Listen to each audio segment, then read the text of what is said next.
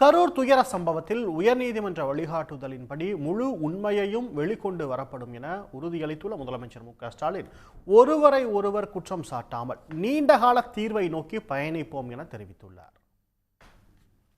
கரூர் துயரச் சம்பவம் பற்றி உயர்நீதிமன்ற உத்தரவு குறித்து எக்ஸ் பக்கத்தில் பதிவிட்டுள்ள முதலமைச்சர் மு.க.ஸ்டாலின், உயர்நீதிமன்றம் கூறியுள்ள கருத்துகள், வழிகாட்டுதல்கள் அனைத்தையும் தமிழ்நாடு அரசு மிக தீவிரமாக கவனத்தில் கொண்டு செயலாற்றி வருவதாக தெரிவித்துள்ளார்.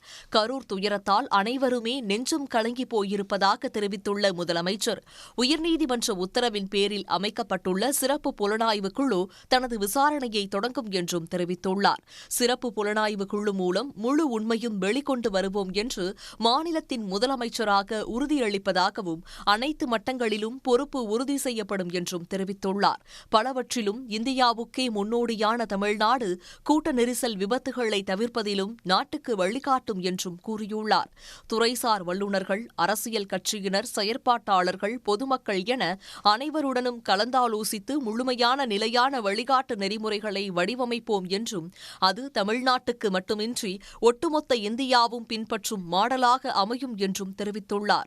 அரசியல் நோக்கோடு ஒருவரை ஒருவர் குற்றம் சாட்டாமல் நீண்டகால தீர்வை நோக்கி பயணிப்போம் என்றும் முதலமைச்சர் அழைப்பு விடுத்துள்ளார்.